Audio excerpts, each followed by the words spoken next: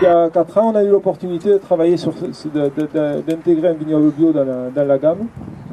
Et là, on s'est posé beaucoup de questions, parce que bon, comme toujours, on n'était pas trop, c'est pour ça qu'on n'avait pas franchi le pas, on n'était pas forcément fan du soufre, du cuivre, de tout ça. Et donc, on s'est dit, tiens, il faut chercher un peu autre chose. Alors, on est allé voir à l'INRA, à Montpellier, donc, où on a été très très bien reçus. On a visité des collections qui étaient vraiment magnifiques, avec des cépages fantastiques, mais bon, tout ça, c'était pas disponible. On a essayé de mettre en place des collaborations, des choses comme ça. On a essayé d'insister, mais on n'y arrivait pas forcément. Et puis on continuait à discuter, notamment avec un pépiniériste qui était près de Carcassonne. Il m'a dit, ouais, mais en Allemagne, on a entendu parler de gens qui travaillaient là-dessus, tout ça. Alors on s'est renseigné, on a appelé.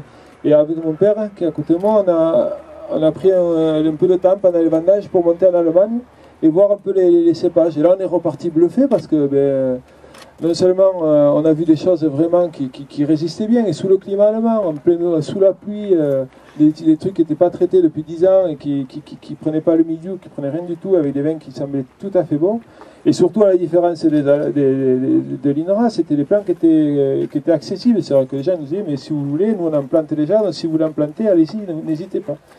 Et puis on a commencé à continuer à travailler là-dessus.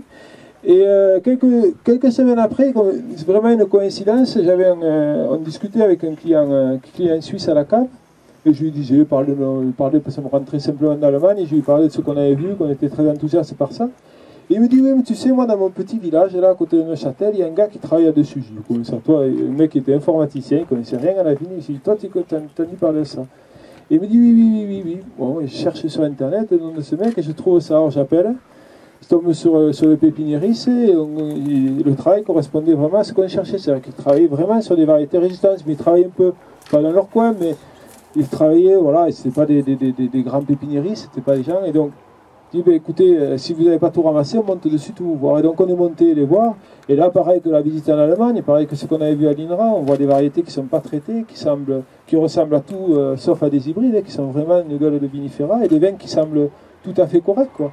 Et on arrive là avec des gens qui commençaient un petit peu, après des années de travail, à sortir un peu la tête de l'eau, parce que il y avait quelques vignerons bio qui se disaient, tiens, quand même, ces variétés-là, c'est quand même intéressant. Et donc, ils commençaient à avoir un petit succès commercial. Et donc, on a commencé à réfléchir, à travailler là-dessus, à s'intéresser à tout ça. Voilà, c'était en 2009. Et puis, bon, au cours de notre travail, on s'est aperçu qu'il y avait quelques réticences pour planter ça au niveau juridique.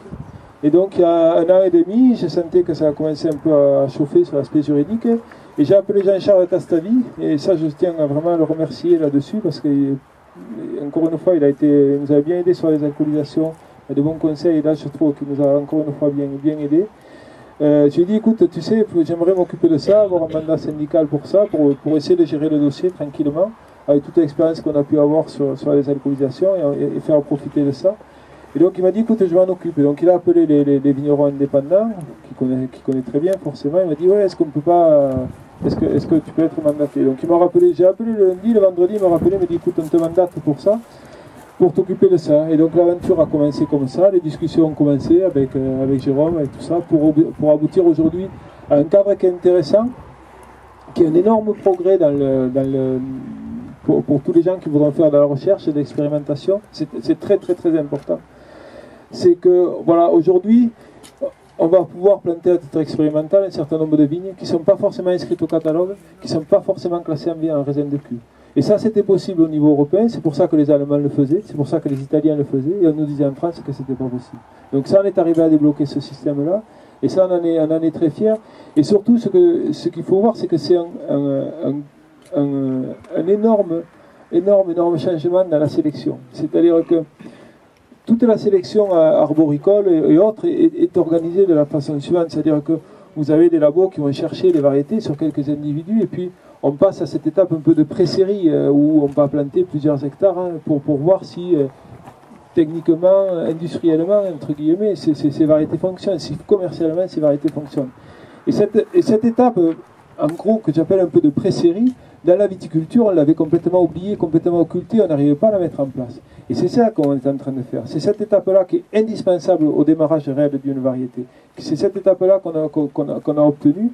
Et ça, c'est très, à mon avis, c'est vraiment essentiel dans l'espace de recherche. C'est-à-dire qu'à un moment donné, vous avez des gens, des obtenteurs, des chercheurs qui vont développer une variété, ils vont la proposer à des viticulteurs tests, qui vont donner leur avis là-dessus. C'est-à-dire qu'aujourd'hui, on nous propose une variété, le Marcellan, le Caladoc, c'est ce que vous connaissez aujourd'hui, mais aucun viticulteur n'a donné son avis sur la création de cette variété-là. Est-ce que ça lui convient? Est-ce que au niveau de la culture, est-ce que ça se passe bien? Est-ce que ça se passe pas bien? On n'a jamais demandé l'avis à un commercial, c'est très important aussi. Est-ce que ça correspond à un marché? Est-ce que le nom va bien? Est-ce que tout ça? On nous arrive, on nous dit, oui, voilà la variété, et vous êtes stupide si vous ne la plantez pas. C'est un peu le raisonnement qu'on entend souvent. Et alors que là, on va vraiment pouvoir créer de la relation entre des organismes de recherche qui peuvent être publics, privés, peu importe, et des professionnels qui seront à la fois des viticulteurs, mais qui peuvent être aussi des commerciaux, puisqu'on a l'autorisation de commercialiser ces vins. Donc, avec quelques milliers de bouteilles, on peut arriver sur un marché et dire, commencer à tester, c'est vachement important. C'est un changement complet dans la méthode de sélection. C'est-à-dire qu'aujourd'hui, ça nous permet réellement de créer du lien à la fois entre la recherche, le viticulteur et le commercial. Et c'est ce que l'on recherche. Donc ça, c'est ce que je veux dire, c'est que c'est quand même... Je pense qu'il faut que chacun se rende compte de l'avancée qu'il y a, et que même pour l'INRA, même pour tout le monde, je veux dire, nous on va en profiter, je vous expliquerai nos projets, mais pour tout le monde, pour tous les pépiniéristes, moi j'ai eu cette semaine des gens comme Mercier qui nous ont appelés, les pépiniéristes aussi dans le Nord, qui sont très très contents de ces évolutions, qui se réjouissent d'enfin de pouvoir redémarrer de la sélection en viticulture. Et ça va créer une émulation et des grands changements pour notre filière. Voilà.